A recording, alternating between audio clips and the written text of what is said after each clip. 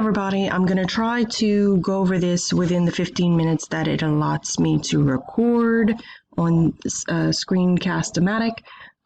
So we're going to be using the curriculum in conjunction with Google Meets. Now, how do we do that?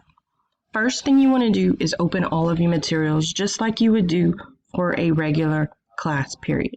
So if you are going to be referencing Google Classroom, go ahead and open it. Your whatever curriculum you're using. I had pulled up guidebooks, but anything that you are going to use, if you have a doc, if you have a video, have all that prepared and ready to go. And then we're going to move into Google Meets. The first thing you need to know is this Stream tab here is where you're going to utilize Google Meet. Okay, so yours may say Meet link, and it may already have a link if you've already generated one. If you haven't, it'll say generate link, but you don't even have to click on anything here. What I want you to do is go to settings, the settings gear at the top right hand corner, and I'll show you again. Settings gear here on the top right hand corner. And I want you to scroll down to where it says General. So here under the General heading, you'll look at the bottom where it says Meet, and this is where you'll do all of the technical work for that. Now, if you click on the little arrow, the drop-down arrow here, it says you can copy the link or reset it. What I want you to do is click Reset. And notice that underneath it says visible to students. You want to make sure that that is not visible to students until 5 or 10 minutes before the class begins.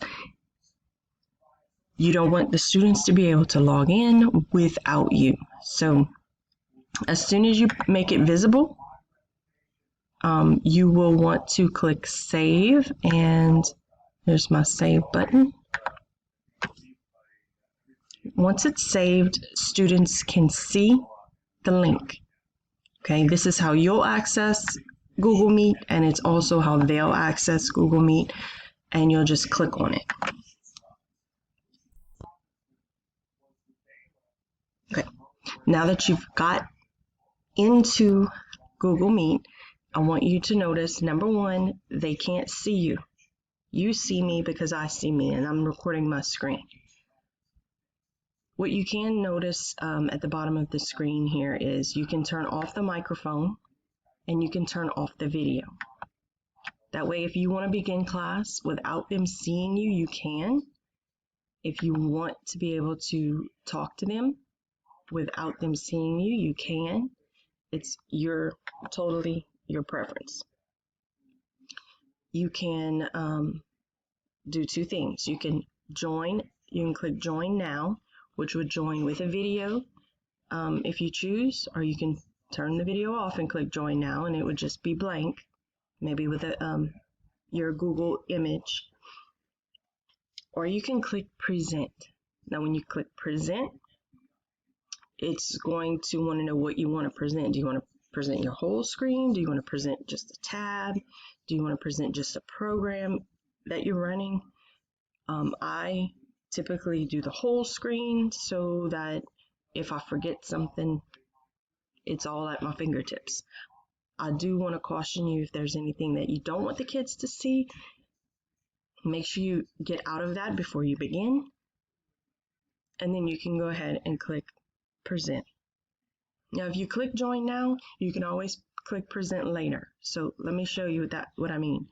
You can click Join Now, and you'll notice that this is information to invite people, but you don't need to worry about that because they'll click the link. If you click Join Now, you can always go to Present mode after. So say you want to introduce the lesson, or you want to just welcome the students, or whatever you want to do, you can meet them face to face this way, and then you'll go down to the bottom right hand corner and click Present Now. When you click Present Now, you'll be presented with those options that I explained about your entire screen, just a window, or just a tab. So I'm going to click Entire Screen, and you have to verify it by clicking on it and then click share.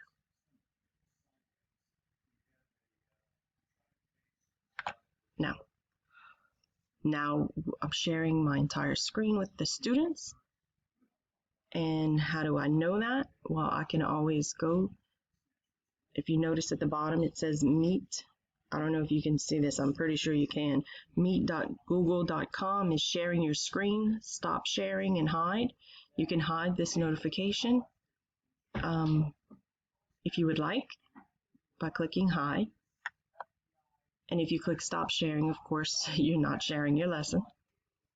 I put this image here so it would give the students something to look at while I'm talking and maybe explaining something. You don't have to have an image if you don't want to. You can go to the lesson. You can, scroll to where you need to scroll. If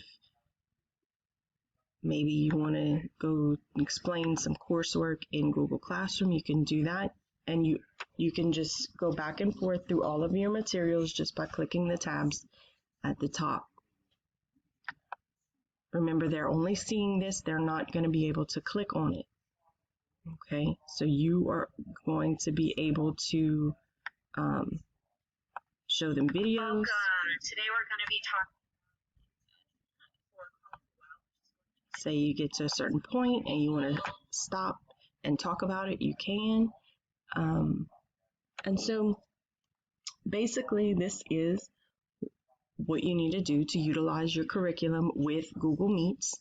Okay.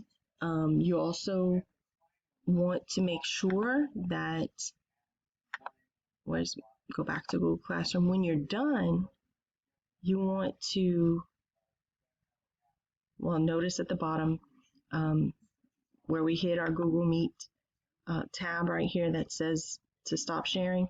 When you're done with the class, you want to make sure everybody is out of the class. You want to go to stop sharing. This is going to stop sharing your screen. And then you're going to go back to your Meet and you're going to see who's there. Of course, nobody's in mine right now. You're going to see who's there and make sure that you have sent them off to do an assignment. Remember, you don't have to be visible. You can still see who's here and not be visible. Send them off to do their assignment and make sure everybody is gone from the room before you hang up. And you'll hang up here by clicking the little red receiver. And if you notice when you hover over it, it says leave call. So you would just click that. And it says you left the meeting. Rejoin, return to home screen. And once you have gotten everybody out of the classroom, you can go ahead and get out of this. You can rate it if you want to. And then you're going to go back to Google Classroom, click on the stream, go back to the settings, scroll down to general, click the drop down arrow. Well, make sure you click off of visible to students because you don't want them to see the new code. Click on the drop down arrow, click reset. And this is going to reset the code. Okay, and then you're going to make sure it's not visible to students. This is visible to them. This is not visible to them. And then you'll click save. Okay, and when you go back to your stream screen, you'll notice this I with the slash through the center means that the students cannot see it. Okay, and that's basically it. That's all there is to it. If you have any questions, I know it kind of went a little fast. Please send me your questions and I'll be able to clarify anything that I maybe rushed over. All right. Happy teaching, guys.